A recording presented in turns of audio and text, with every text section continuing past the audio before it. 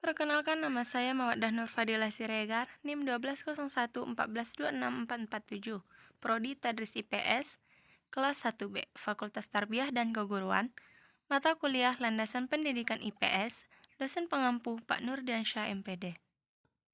Saya berasal dari Universitas Islam Negeri Sultan Syarif Kasim Riau.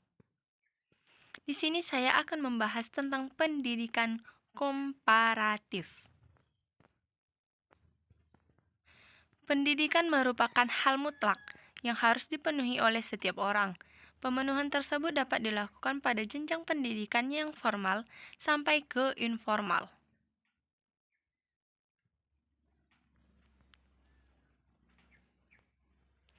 Pendidikan komparatif merupakan salah satu ilmu fondasi dari ilmu pendidikan. Kontribusi yang diberikan yaitu hasil temuan berupa tren pola-pola penyelenggaraan pendidikan di dunia dan tipologi pendidikan di beberapa negara. Hasil kajian pendidikan komparatif dapat memperkaya body of knowledge ilmu pendidikan. Menurut Frank H. Blackington dan Robert S. Patterson, ada 9 ilmu fondasi yang mendukung untuk pengembangan ilmu pendidikan, yaitu yang pertama yaitu filsafat pendidikan, kedua sosiologi pendidikan, ketiga politik pendidikan, keempat sejarah pendidikan, kelima ekonomi pendidikan, keenam psikologi pendidikan, yang ketujuh yaitu antropologi pendidikan, kedelapan estetika pendidikan, dan kesembilan yaitu pendidikan komparatif. Dan menurut Redman, ada 5 ilmu fondasi dari pendidikan, yaitu yang pertama filsafat pendidikan, kedua sejarah pendidikan, ketiga sosiologi pendidikan, keempat psikologi pendidikan, dan yang kelima yaitu pendidikan komparatif. Pada perkembangan terakhir, menurut pertambahan kemudian muncullah yang keenam antropologi pendidikan, ketujuh politik pendidikan, kedelapan ekonomi pendidikan, dan yang kesembilan yaitu estetika pendidikan. Education. Yang pertama, filosofikal. Kedua, historical. Ketiga, aesthetikal. Yang keempat, psikologikal. Kelima, sosiologikal. Keenam, politikal. Ketujuh, ekonomikal. Dan yang kedelapan, antropologikal. Dan yang kesembilan yaitu komparatif. Tujuan pendidikan komparatif.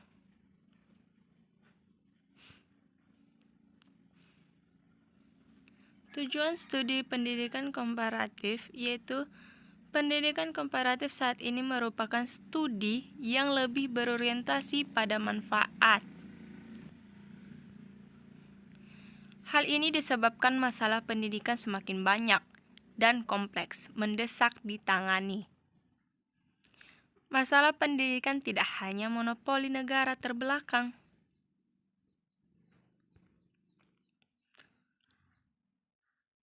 Ada kategorisasi negara-negara di dunia menurut ukuran sosialnya, yaitu yang pertama developed country, yang selanjutnya developing country. Under developing country, less developing country atau negara paling miskin. Yang kelima, the destitute country atau failed country, termasuk failed countries Sudan, Somalia, Kenfa, dan Kongo. Masing-masing negara memiliki masalah pendidikan yang amat kompleks. Contoh masalah pendidikan. Yang pertama, dehumanisasi dalam masyarakat, termasuk dalam pendidikan. Ketidakmerataan akses pendidikan atau KTT 9 negara berpenduduk padat di New Delhi 1993 dan Dakar 1996. kualifikasi guru masih di bawah 40% atau R-9, Ministerial Review Meeting and Education for All di Bali, Maret 2008. Selanjutnya, kualitas pendidikan kurang merata atau Renstra, Dikbud 2011. Masalah pendidikan menurut Hartiler 1998. 1.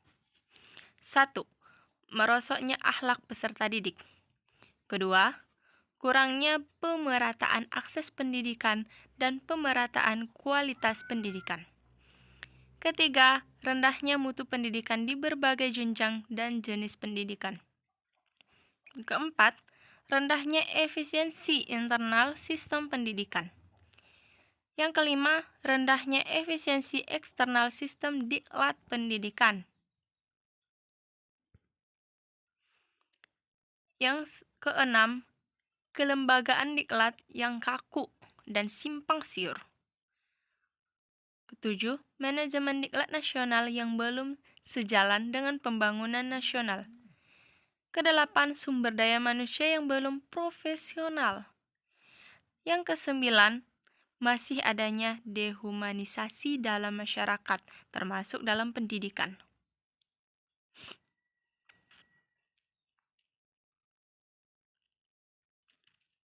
Efisiensi penyelesaian masalah membutuhkan skala prioritas.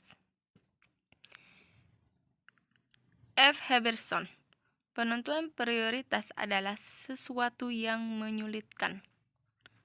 Kesulitannya, pemilihan pada suatu program pemecahan masalah akan berimplikasi pada penundaan pemecahan masalah lainnya.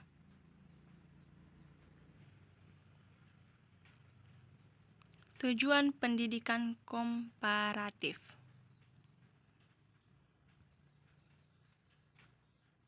Menurut I.L. Kandel menyebutkan ada 3 tujuan studi komparatif komparasi pendidikan, yaitu repertorial, deskriptif, historik, fungsional, dan yang ketiga melioristik.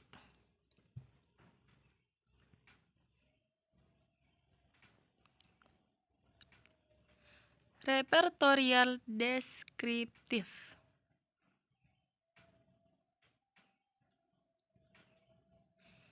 Ini merupakan berusaha menggunakan data-data yang bersifat informatoris tentang sistem pendidikan di suatu negara ataupun wilayah. Data-data tersebut menjadi sebuah dokumen laporan tentang potret pendidikan di negara ataupun wilayah tersebut. Yang selanjutnya yaitu historik fungsional, yaitu berusaha mencari kaitan antara data informatoris pendidikan dengan latar belakang yang menyebabkannya. Misalnya, pandangan hidup, sistem politik, sistem ekonomi, sosial, sejarah, dan kebudayaan. Yang ketiga ataupun yang terakhir yaitu melioristik. Semua informasi pendidikan yang didapat dari negara ataupun wilayah lain sebisa mungkin dapat diterapkan di negeri sendiri, yaitu hal-hal positif dalam pendidikan yang ada di negara lain agar bisa ditiru. Menurut H. Genoa menyebutkan 4 tujuan studi PK. Yang pertama, mendeskripsikan sistem, proses, dan outcome pendidikan. Kedua, membantu dalam pengembangan institusi dan praktek pendidikan. Yang ketiga, mengungkap keterkaitan antara pendidikan dan masyarakat. Dan yang keempat, memantapkan kesimpulan yang relevan bagi banyak negara. Tujuan studi pendidikan komparatif. Secara umum, tujuan studi pendidikan komparatif yaitu mempelajari potret pendidikan antar kawasan, mengkaji isu-isu dan masalah kontemporer dalam pendidikan, mempelajari cara membandingkan sistem pendidikan antar bangsa, daerah, ataupun satuan pendidikan. Cakupan pendidikan komparatif.